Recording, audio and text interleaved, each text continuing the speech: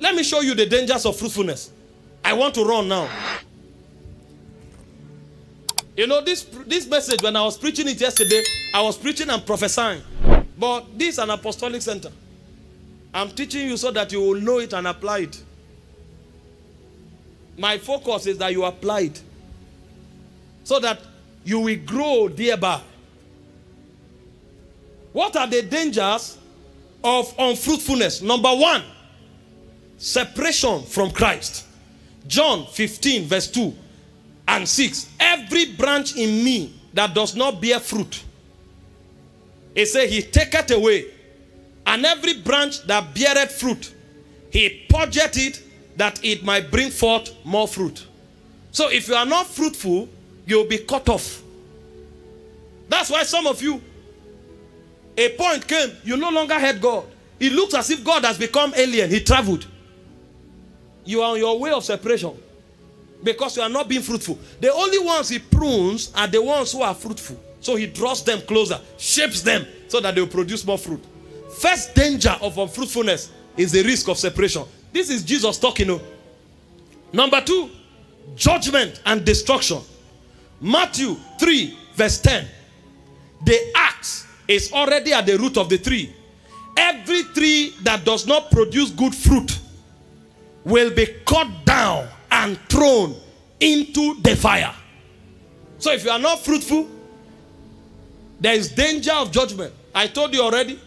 The Bible says we will appear before the judgment seat of Christ to receive condemnation or commendation. 2 Corinthians 5:10. Third danger of unfruitfulness is perpetual barrenness. Peter said, 2 Peter 5, 2 Peter 1 verse 5 to 8. He said, giving all diligence, add to your faith virtue, to virtue knowledge. Go to the next verse. And to knowledge temperance, temperance patience, and to patience goodliness. Next verse, godliness. And to godliness brotherly kindness, to brotherly kindness charity. Verse 8. It says, for if these things be in you and abound, they make you that you shall neither be barren nor unfruitful. So a man who does not diligently grow, he becomes barren.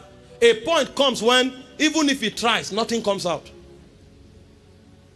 Because his seasons have passed. And then he's wondering, why? You don't plant in dry season.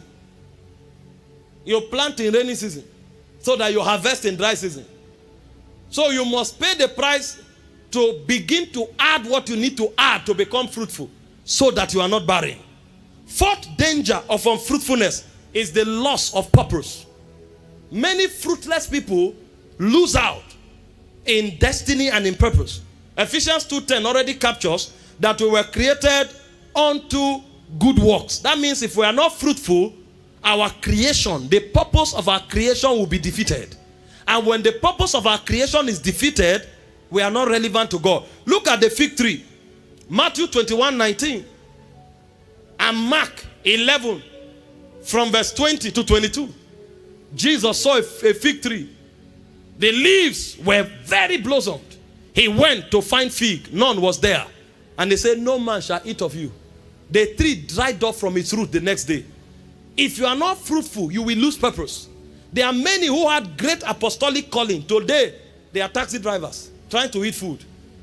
There are many who had callings to be leaders of nations. Today, they are in the beer parlor drinking. You find some people, see, some of the people you see in beer parlors who are wasting away in parks, smoking and fighting, they are the best doctors on earth. They are the best leaders on earth. They are the best ministers. But in the seasons where they should deploy themselves to grow and be fruitful, they wasted it. And so a point came, the weight of destiny was lifted. And so the only thing they could do to silence the emptiness and the void of their soul is to turn to smoking and alcoholism. If you are not fruitful, you can lose your purpose. The fifth danger of fruitlessness is stagnation and stumbling. 2 Peter 1:10. Therefore, brothers and sisters, make every effort It said, giving all diligence to make your calling and election sure. It said, for if you do these things, you shall not fall. That means if you don't do it, you will fall. So when you find people at one spot, it's because they didn't give all diligence to be fruitful. You become stagnant in one location. And you'll be there begging God, have mercy, as though he's a wicked God. It's because you refused to be fruitful. Dangers of being unfruitful. Hebrews 6, 7 to 8. Stagnation. Stumbling. For the earth which drinketh in the rain that cometh oft upon it, and bringeth forth herbs, meat for them by whom it is dressed, receiveth blessing from God. Any land that is watered by rain and produces, so that those who plant eat, it said that land is blessed of God. Next verse. It said, but that which beareth thorns and briars is rejected, and is nigh unto cursing, whose end is to be burnt. Even the earth. You can't receive rain and not produce anything. It says if you produce, you'll be blessed. If you don't, you'll be cursed. The reason many people are stagnant is because they are not fruitful. If you don't want to be stagnant, if you don't want to stumble and fall, pay the price. Listen, don't follow people going nowhere. Every day they are watching movies. Every day they are watching football. Every day they are going from one place to another. Once in a while, do it. We all do it from time to time. But it shouldn't become your major preoccupation. Invest in yourself so that your life will produce something. Because if you don't, a season will come when you'll be written off. And if you are written off, you become stagnant. The Bible said, because they did not retain God in their knowledge. It said he gave them to a reprobate mind where anything goes. There's a level you get to God, hands off. Bitter, but true. Unless mercy speaks. Sixth dimension or sixth danger of being unfruitful is loss of eternal reward. If you are not fruitful, you will have no reward. 1 Corinthians 4:5. Judge nothing before its time. It says, wait until Christ manifests, who will judge the counsels of the heart, and then we shall receive praise of him. He will judge. He will judge.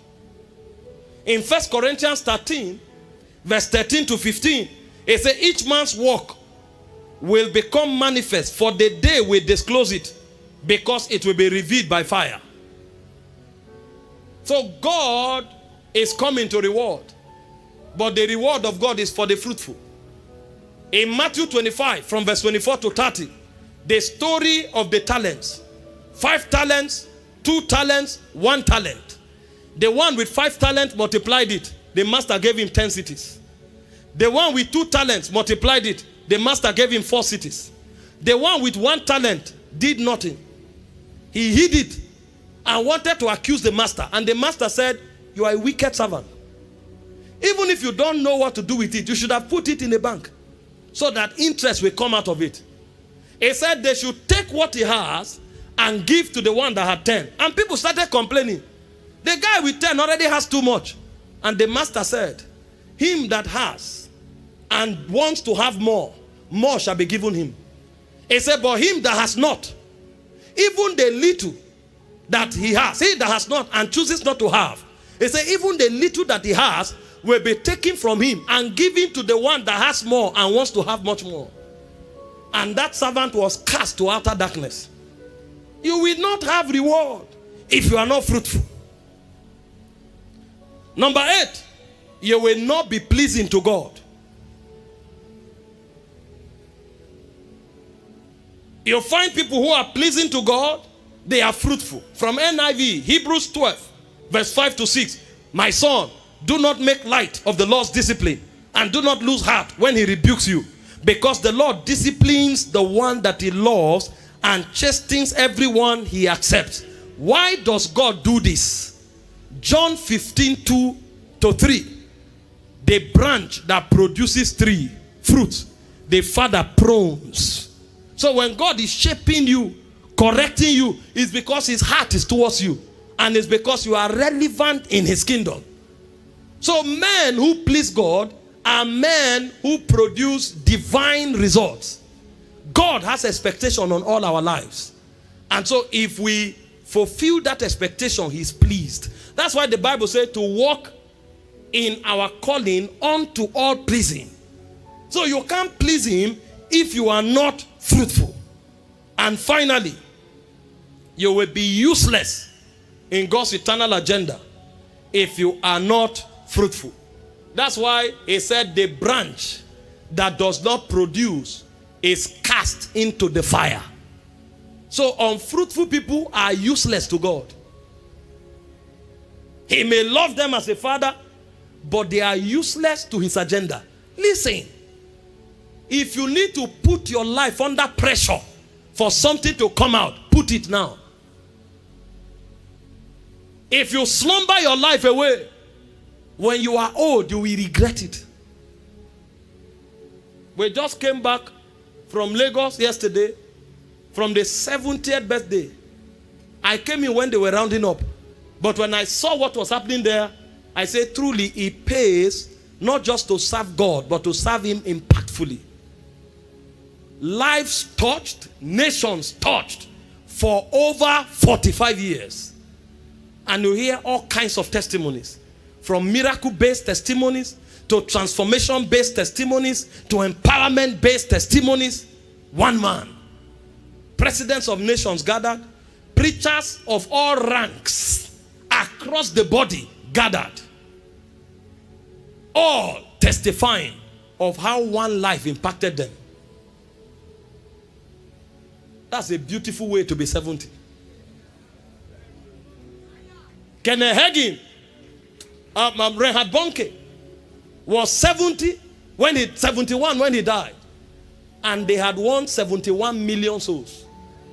That means every 1 year was equivalent to 1 million souls in the kingdom. That's how to be 71. 71 is not just about birthday. It's about impact. You have been on earth long enough for your works to show. If it doesn't show on earth, how will it show in heaven? We must pay the price to be fruitful. Now, I prophesy over someone. You will not be barren all the days of your life. The power for fruitfulness, it rests upon you now. In the name of Jesus Christ. I strongly believe that you are blessed by our content. Don't forget to hit the notification bell so you never miss out on our latest video. And also subscribe, like and share with your friends and relatives so that they can watch and be blessed also. Thank you. See you on our next video.